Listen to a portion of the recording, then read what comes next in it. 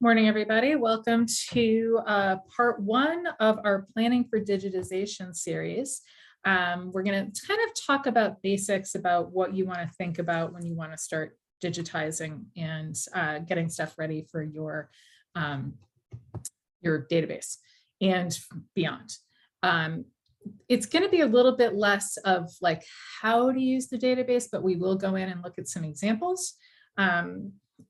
Going to talk about some overall stuff with copyright and some of the things that the Connecticut Humanities is doing related to that and about CTDA. So little brief word about, actually I'm going to do a brief word first. I mentioned to everybody before I started recording, this was set up in the calendar to be a 3-part series about digitization. I think I'm actually going to put off the 3rd part until a little bit later.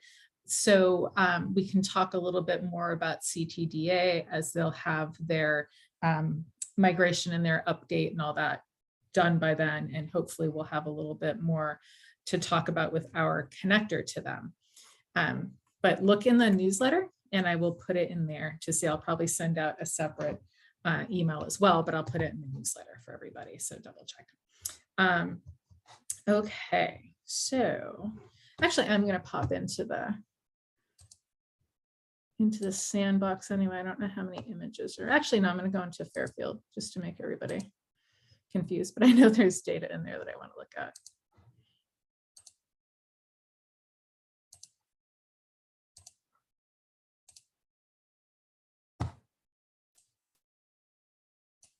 So having pictures with your objects is always awesome because it gives you just a little bit more interest. You can set up your database to have the random picture of the day show up, which I'm a big fan of. It's just a good tool to have basically in the care of your collections to be able to see condition, if nothing else, about what something looked like. It's easier to find things a lot of the time if you know what it looks like, as opposed to just straw basket with lid, because that's not what I would be picturing. So it's good. You can put good descriptions in, but sometimes it's just not good enough. And to be able to see photographs of things and get an idea of what actually the photo is of.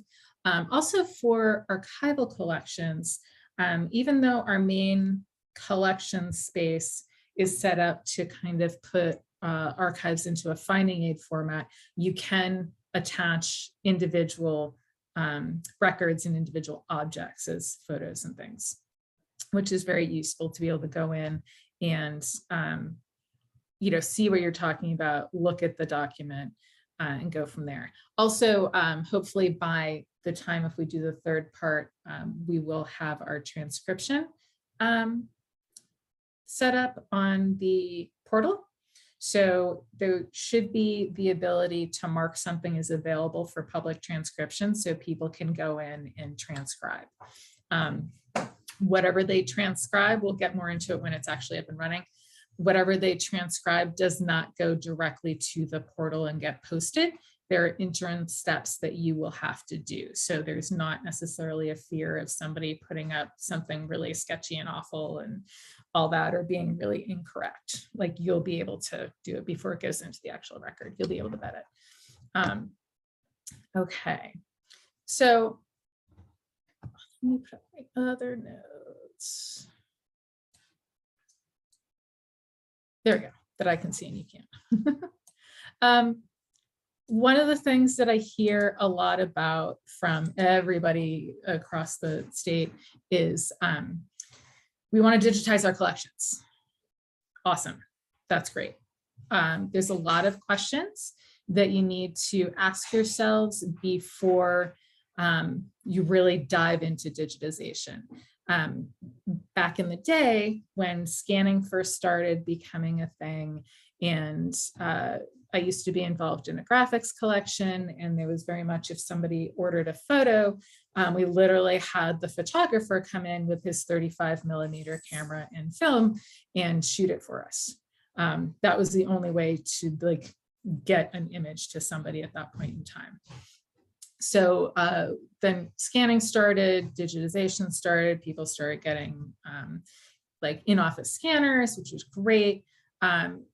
it was still a very like kind of a learning curve with our researchers and people ordering stuff, because it was so commonplace in everyday workplace that people are just like, oh, you can't just throw that in the scanner for me. No, there's other things you need to take into consideration rather than just slapping, and we'll use photos for an example, rather than just slapping a photo on a scanner, scanning it and sending it off.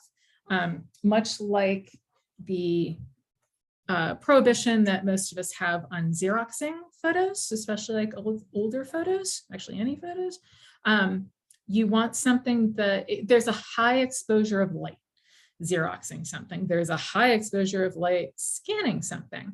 The Xerox would not make more than, you know, the one copy, the one reference copy, and it was usually for like one person. So having to like Xerox a photograph over and over and over again is frowned upon, why a lot of us don't allow it, especially now in the days of scanning. Scanning at first, there was a concern about the highlight exposure, which is why you want to make sure that you're basically doing it one time. You want to come up with a good quality scan so you have that master scanned image that you'll be able to use and attach to your record and use over and over again for exhibitions or, you know, database or whatever. That definitely means you have to have some parameters in place and some guidelines for what you want to, how you want to scan things, the way you're going to scan them. Let me move this over here for a second, because there was one other thing that I wanted to look at for you guys. Well, you know, it may not have been here. May have been in my other one, so I'm not going to worry about it now. Maybe that'll be in session 2. So it comes down to a lot of the main questions to ask. What do you want to digitize? Are you talking about shooting some images of your objects? That's less of a planning thing than talking about like photographs and documents. You do still need to have some parameters such as file size and, very importantly, file naming. It may not seem like a big deal until you get down the road and people like us come along and you get a new database or you migrate a database and we say, how are your files named? And they should be named something relative to your object IDs. And they're not. It still says, you know, DCS 4356, DCS 4357, DCS 3, you know, it doesn't necessarily match up to something that the computer is going to recognize as a matching file. And we'll get more into that a little bit later too. So, you know, also, why are you digitizing is a big question. What are you digitizing and why are you digitizing it? Is it something you're just like, well, we just need to get it out there? Well, why? Who's going to benefit from it? Are you going to benefit from it by having to access that very delicate item less often? Or is it something that's just really pretty and you think it should be out there, but you've not really had a call for it? It's kind of like an exercise to go through about, and I think I have some old worksheets and slides from a past digitization session conference that we did in conjunction with Conservation Connection a few years ago. And we've been talking with Conservation Connection about redoing that series too. There was an online workshop that we did, and previously, the year before maybe, we did an in-person workshop that was really great. They literally went through and scanned things and learned how to scan and like the basic things to look out for. So objects, oh, and this is missed one of my bullet points. When you talk about what kinds of material you're talking about, the best thing to take the time and energy and money on for this are the individual items that you have in your collection. If you have a thing in your collection, you're most likely going to be the only one to have that thing. You are the only one that's going to have that dress worn by Mary Smith in 1850. So yes, take a picture of it, get a documentation shot of it so you know what it looks like so you can find it. So in case someone else is looking for it, it's fine. There's many different levels of taking pictures for objects. from, you know, high res, really nice stuff to snapshots. And I know I've used this before with some folks in a couple of the training sessions. Here's my eel trap. And it's kind of a question of, are you looking for a really pretty high resolution image to put in a book or a publication? Or do you just want something that will work for identification purposes and look pretty decent that you can see what it is? This is an eel trap from Fairfield's collection. Looking at the little screenshot like that, you can see what it is. Pretty good when you blow it up. I literally took this picture from a ladder looking across at it sitting on the top of another ladder. But if I didn't tell you that, you'd probably be fine. And it's not bad. I mean, it's a phone shot. You can zoom in pretty good. You can almost zoom in to read the writing on the tag. Not necessarily for this one, but you can get a good idea of what this looks like. So that's always good. And this was probably a few years ago, so the phone resolution was decent. Is it something we would want to publish in a book? No. Is it something that wouldn't be bad in like a newsletter or like a website? Sure. I've got it. I think I've got it public on Connecticut collection. So, you know, it's absolutely fine for that. I do have it marked as documentary shot only in the record. So people know that in theory, they only, you know, it's not like a super high res one. My other one for the documentation shot, and I know I've also used this one, is, you know, you want to have good quality, you want to have high resolution. If you've got images kicking around already, go ahead and add those and then ask yourself, do you need to do a high res digitization shot of it right now? Because my other one, I need to find a better way to find it.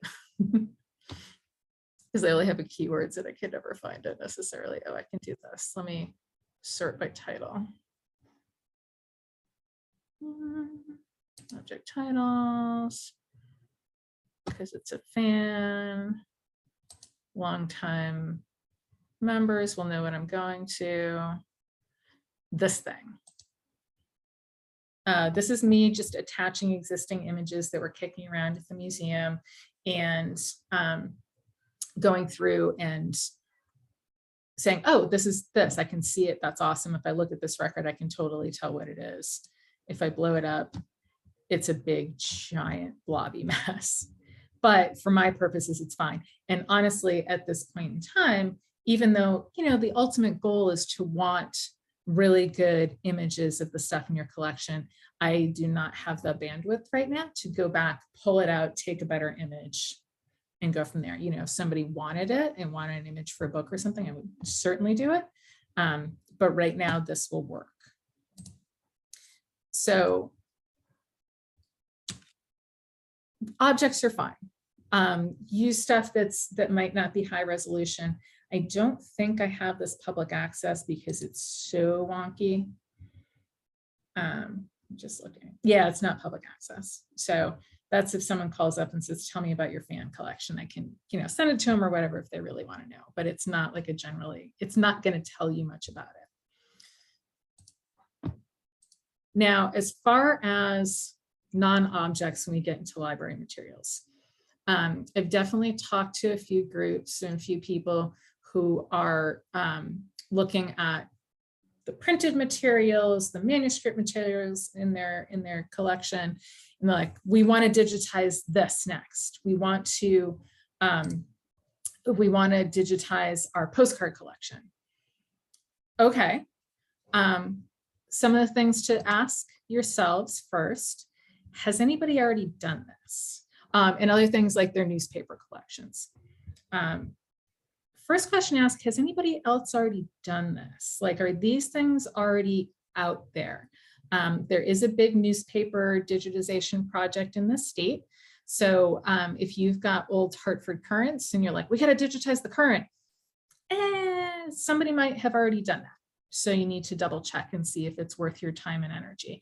Also, if you're looking for a grant, the grant funders will usually know what's been out there and they'll be like, yeah, no, we've already got this. If you have a local paper that's very small and limited run, that's going to be something that's going to be more along the lines of what you want to think about digitizing, because nobody else has it. Let's see. The types of materials for that. Oh, also books. I've had people say, like, we have this great book collection, this great genealogy collection. Want to like digitize some of these books. Books are one of the last things to worry about, because it's very likely, especially if they're out of copyright, that somebody else has already done it. It's great that you want to do it, but somebody else has probably already done it, like Google Books or Internet Archive. So check those, because I know there's a big resource that we have at my museum that we steer people towards all the time. And it's a great genealogical resource. Google Books has it already. So very often I will send people to Google Books and have them look at it and go from there. And that's one of those, and it's also one of those things that honestly books sometimes are easier just in 3D and having the real thing. So if you have someone that's doing research, you can send them that. But then, you know, if you're worried about people coming into whether they're going to come into the museum or not, that's fine. You know, it's easier to kind of look through and be able to flip pages. So sometimes let them know that, but you can always give them the online resource. What you want to look more towards is original manuscripts and things like journals, ledgers, stuff like that. Nobody else is going to have that but you. As you first look at it and you try to sort your way through, I don't know if I have any digitized right now. As you try to sort your way through what some of that stuff is and read the oldie-timey handwriting and stuff like that, it may not, as with any of like the written library stuff, it's not immediately as gripping as like a purple feather fan or an eel trap or something like that. But it's going to be something down the line really useful to people doing research who are going to take the time to go through and read it. I'm just going to go see what I have for documents, because I know I have some, if nothing else, that we've done for exhibits and things. Oh, and I wanted to say has media. Has media. There's a few things that have media.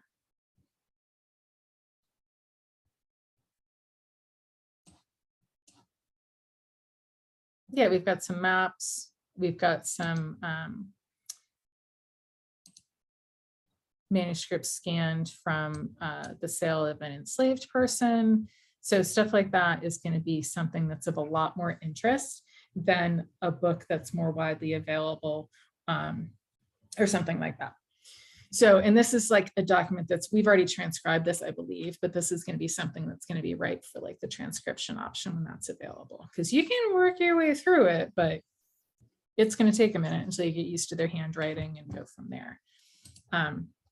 So it's stuff like that that's of more interest when you want to go through and start looking at what types of objects you want to scan. And like I said, I did mention postcards. Let me go to digital archive. So postcards can be very useful. I should have just said postcard. Especially if they're great for cataloging other collections, like finding the names of buildings, making sure you have the right building. I actually use them a lot when working on an early digitization project.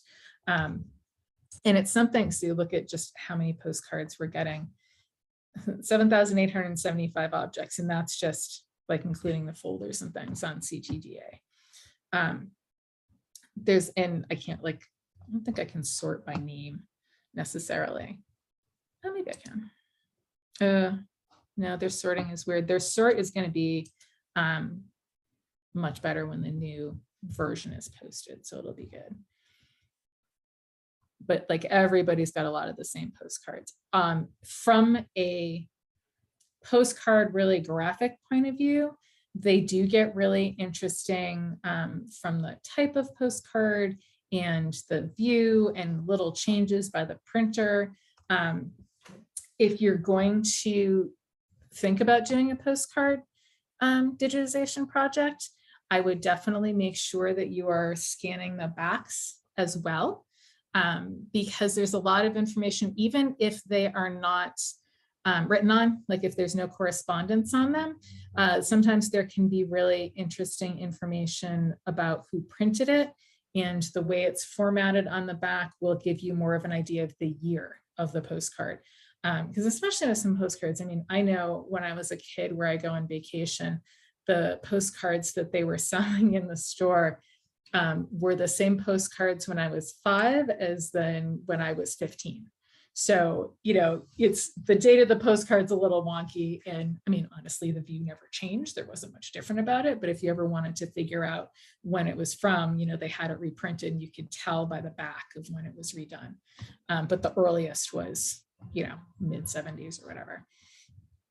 So it's always good to kind of make sure you've got both views of that. Just looking at this one for guys. They probably did both. Yeah, see, they did both. And it's stuff like this that you can tell between the way that it was split up, between the writing and everything. It does get interesting.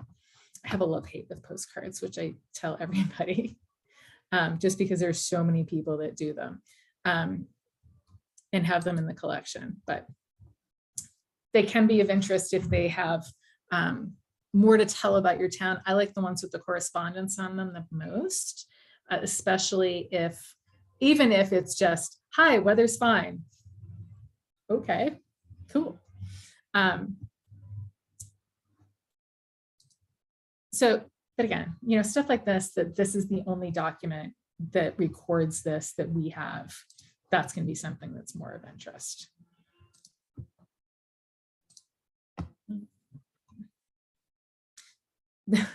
The other thing, and this is just kind of a side note, and I'll probably talk about it a little bit more later on, is, and this kind of goes along with being able to find the scans that you have and access them. And I wonder if I can go in here. Let me go.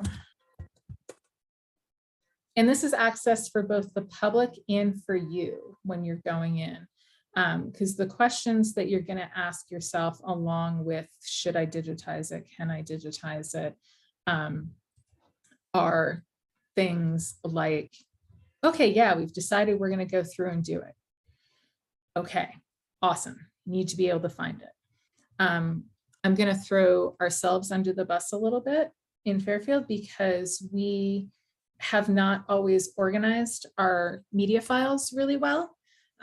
They're difficult to find on the servers. They're not always in a format that is really readable, you know, easily readable, not readable, but they're not in a lossless format, which we'll talk about later too. Maybe today, maybe not today. There's a whole folder of them called Library Scan 1, Library Scan 2, Library Scan 3, Library, don't do that. You want to name it with something that's going to make a little bit more sense. We do not currently have all of our postcards like individually numbered, but we at least have them in this format. So this is postcard, Fairfield, Post Road Businesses 1. I don't love it, but it's better than leaving it as, you know, DSC 1, DSC 2, stuff like that. Also, as far as finding them again and referencing them, look at how you're cataloging and notating them once you're adding them to your database. Because basically our only description of this is Fairfield Center showing community theater, soda shop, and restaurant. I mean, if I'm in Fairfield and I'm a Fairfield person, I know where this is. And there's a couple of good keywords in here to talk about it, but there's a lot more detail in this that we can go, that we can go into. You can give this a better date by the cars, by the fact that actually you can see this when you zoom in, that this is what's a halftone postcard. So there's a certain block of time when those are printed, so you can find that out a little bit easier. So there's no real reference to what street this is on, what else is going on the street. I don't think we say anything about the cars on the street. Shop and restaurant. Yeah, there's more detail that you want to add to some of these things when you're scanning them to put them in, because I mean, those automobiles are phenomenal. Those are great. And we don't mention them at all. I actually had a volunteer for the last couple of years going in and kind of enhancing these records a bit, so they were a little bit more findable, because maybe somebody just wants to see the soda shop in the restaurant, but if we're looking for like an exhibit, knowing those cars are in that picture, it's phenomenal. And the same thing with regular photographs too, not just postcard-y things. You always want to try to add some more detail and add some more things in it. Even stuff like, I don't know what the cataloging is like on this. We can look. This Russia YWCA thing is kind of cool. This is, so let me see what we said about it. Not too bad. 6-week course at the YMCA in Russia. This is one of those things that we would actually want to do a little bit more detail on what the broadside actually says, because OED may not necessarily be on here and you might not be able to find it. CTDA has the capacity for OED, but I don't know if it covers stuff like this. So that's going to be a good question to ask them when they get the new version up. But you know, we don't have that it was a course given by a bunch of people from Yale. We don't have the really interesting tagline of like 6-week course open to men and women. Can you imagine? It's kind of like a little bit more of an interesting sign, but you're only going to find it if you search Russia and maybe YMCA. Oh, there's a little bit more detail down here. That's not too bad. That's our public access description. So that's what's going to show up. I still want to add the available to men and women thing. I think it's interesting.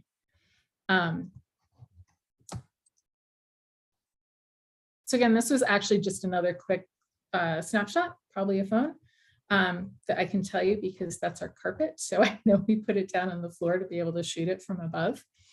But it's, you know, more than fine for something like this to get the information from it.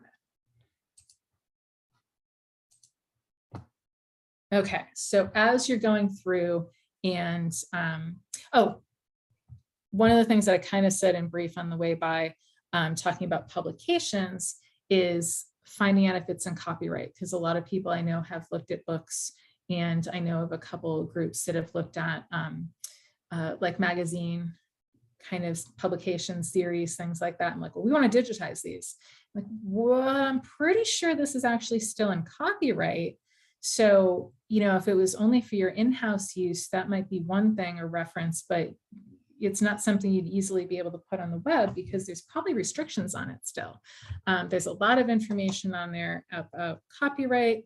You have to take that in dates and things like that, and I'll get to that also.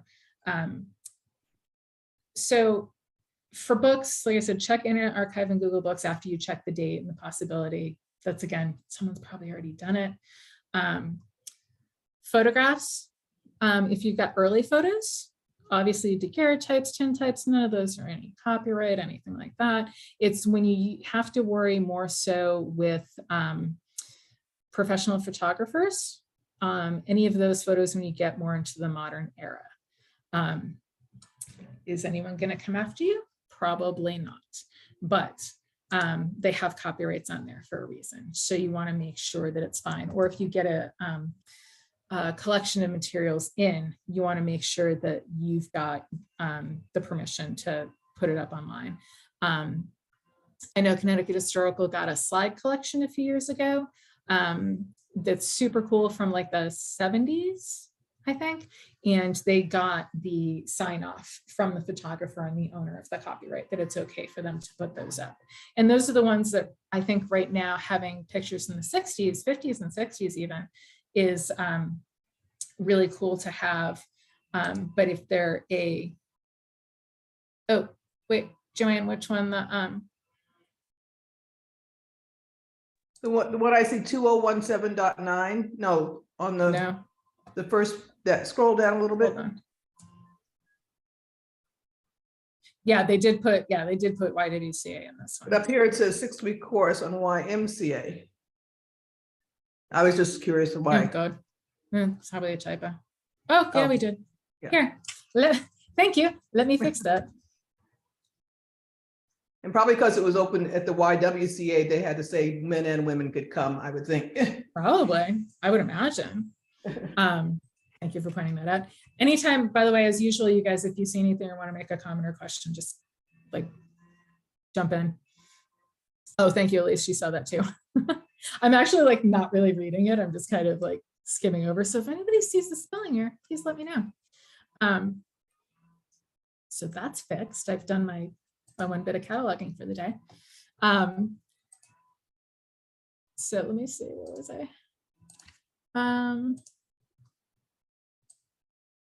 Too many little windows open.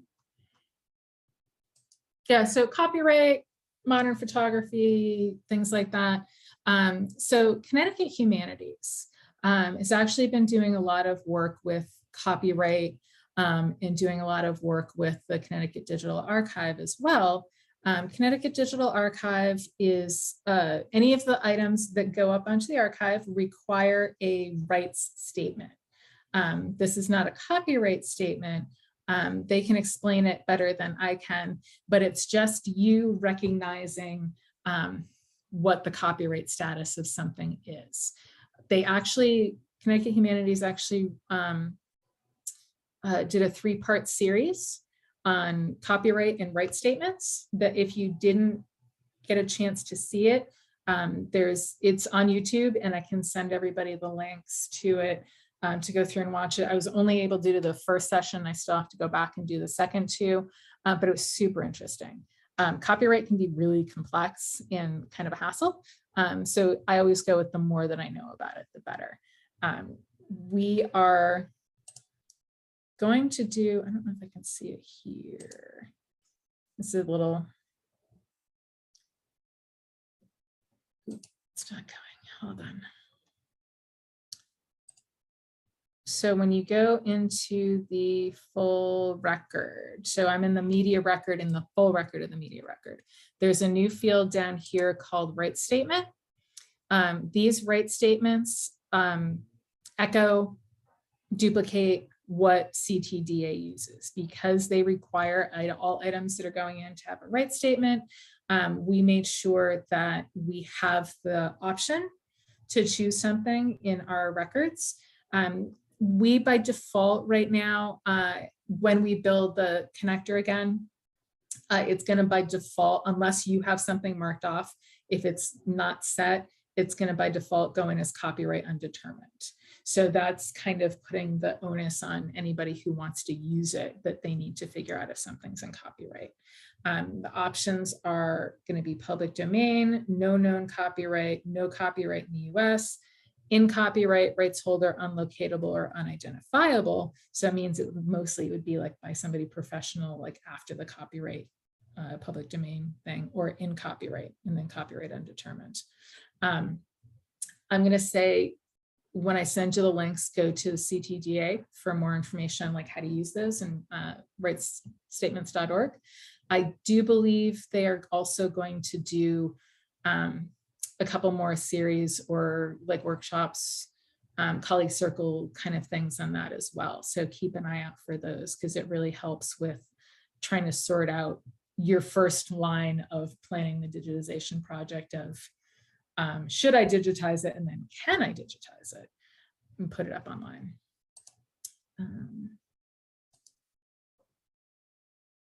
We're safe with the Russia flyer, pretty sure.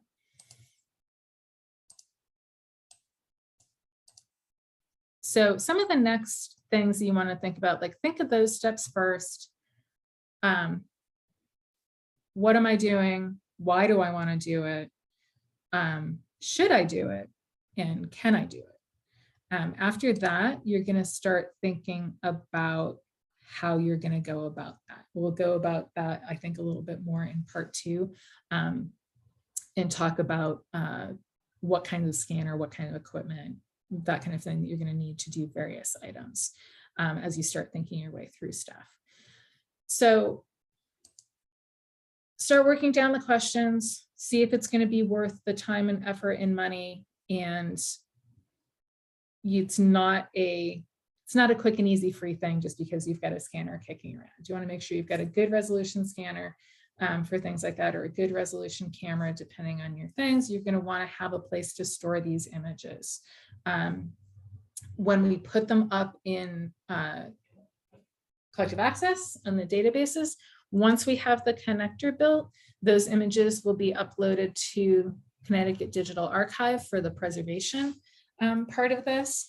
Even if you have something that you don't want it to be public access, the image can still go up to CTD, and it will not be public access on CTD either. And this is something that we're going to work through as we build the connector again, but that's the way we had it work last time, because we do still want to provide the preservation aspect of it, even if somebody doesn't want to put it online. But I would also, even though we've got backups in CTDA and of CTDA and for ourselves, I would recommend, honestly, if you have a server, organize them, keep them on your own server so you know where they are. You can also get an external hard drive or something like that to kind of store them on. Is it an extra step and kind of a pain?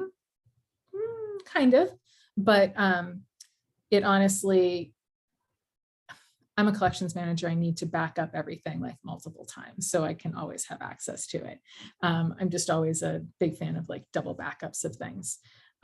So it'll make sure you can always get to something. I mean, the bonus is with collective access, once you upload your image, if you need another variation of it, like a quick JPEG for your PR person to put online or something, you can do it right from collective access, which is handy. So you can download a version of like the full high res, or you can download a version of like a little tiny thumbnail for something too, which is handy. So you don't have to go dig into your server all the time. You wouldn't have to try to get into CTDA or anything like that. You can just do it from here. So all of your access copies are kicking around there. I think next time we're going to talk about what kind of equipment you want to think about and file formats and things for any scanning projects you might have, and kind of go from there and get into best practices for file names, file size, creating in-house standards that are best practice, and give you a couple references for places to go and read up more about it. So does anyone have any questions or thoughts or anything at this point in time?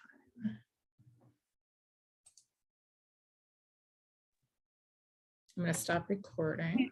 Hi, Diane. I had a question about, so that YWCA, Yep. you had taken Yeah. a picture of it rather than a scan for something like that.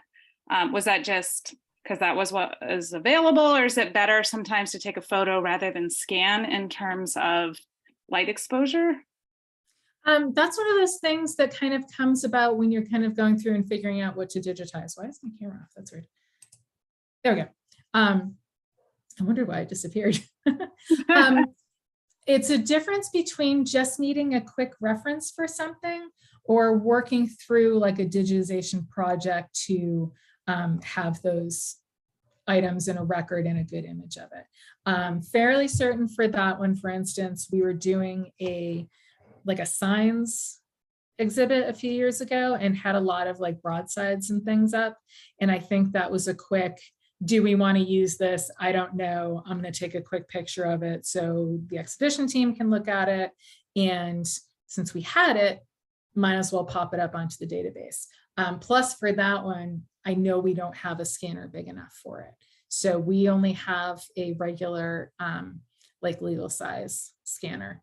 I think it'll do 11 by 17. Oh no, it's not even going to do 11 by 17. It's like a small regular office scanner. So we don't have anything big enough to scan it. So that was a quick, hey, it's up there, we can see it. Light exposure wise, that wasn't really necessarily a concern. It was more the concern of being able to do it or not, and having the time and bandwidth to be able to do it well. All right, Like if I, previously, I mean, the library did things differently because they were kind of their own thing. If I had somebody looking for like an oversized photo or something, I would very much put it on my old oversized scanner and scan it, and then I'd have it and not have to worry about it. Like if it was something they were considering using and it was like well, maybe they might use it, you know what, I'm just gonna scan it and I'll have it. And then if they need it, I'll have it ready to go.